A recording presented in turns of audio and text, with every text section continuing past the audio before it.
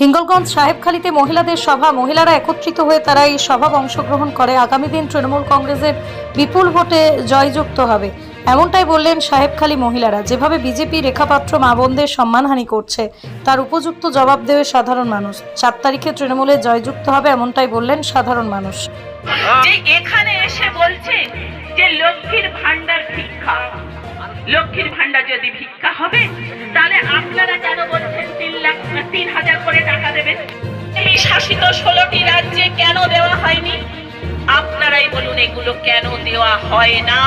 শুধু বাংলার বুকে যখন এটা দেওয়া হচ্ছে তখন ভিক্ষা। আপনারাই কেন বলছেন যে আমরা জিতলে 3,000 টাকা দেব? আবার আপনারাই বলছেন এই টাকা কোথা থেকে আসে? এগুলো আপনাদেরই টাকা। হ্যাঁ, আমি বলছি এই টাকা আমার, কারণ আপনাদের হাতে পয়সা এলে আপনারা সুন্দরভাবে আপনার সংসারটাকে সাজাবেন, আপনি সুন্দরভাবে আপনার সন্তানকে প্রতিপালন করবেন, আপনি সুন্দরভাবে একটা মানসিকতা। দুটো জিনিস খেয়াল করবেন, আপনার ভোট দানের মাধ্যমে আপনার কি উপকার হবে, আপনার পরিবারের কি উপকার হবে, আপনার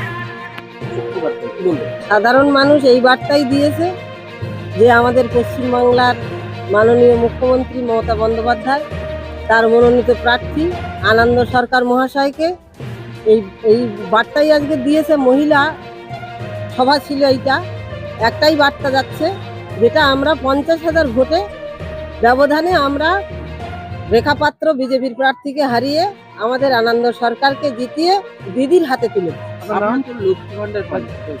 এটা ভিক্ষা নয়, বা এটা আপনাদের সম্মান। কারণ আপনারা সবাই জানেন যে দিদি চেয়েছেন আপনাদের হাতে, আপনার রাজ্যের কি উন্নতি হবে। আর দেখবেন প্রার্থী কেমন, প্রথমে বলি প্রার্থী কেমন, আমি দ্বিতীয়বার বলবো না। যে প্রার্থী বাইরে গ্রাম পঞ্চায়েতের যে মহিলা সভা ডাকা হয়েছে তৃণমূল কংগ্রেসের নেতৃত্বে এবং আনন্দ সরকারের সমর্থনে, আজকের মহিলাদের যে উপস্থিতি তাতেই প্রমাণ করে দিয়েছে যে সাহেবখালী অঞ্চল এবং হিঙ্গলগঞ্জ বিধানসভার মধ্যে অত্যন্ত শক্তিশালী অঞ্চল।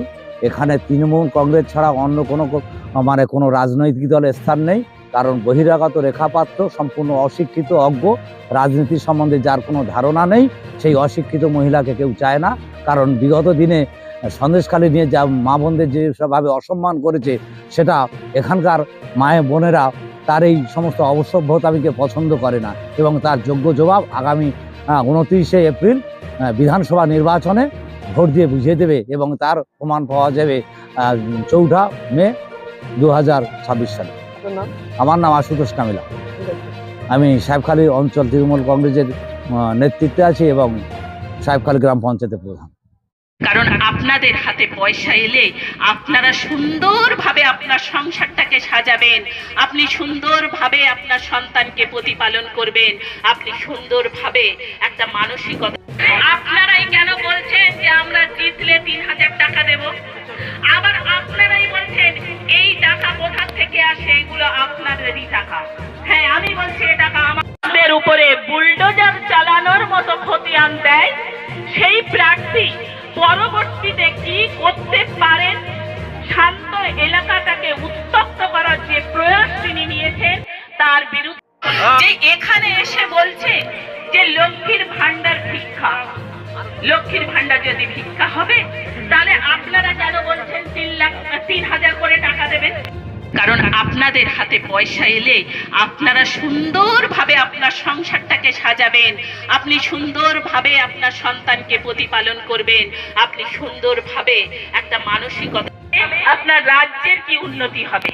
আর দেখবেন প্রার্থী কেমন, প্রথমে বলি প্রার্থী কেমন, আমি দ্বিতীয়বার বলবো না। যে প্রার্থী বাইরে, দুটো জিনিস খেয়াল করবেন, আপনার ভোট দানের মাধ্যমে আপনার কি উপকার হবে, আপনার পরিবারের কি উপকার হবে, আপনারাই কেন বলছেন যে আমরা জিতলে 3,000 টাকা দেব?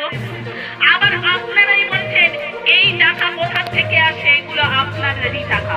হ্যাঁ, আমি বলছি এই টাকা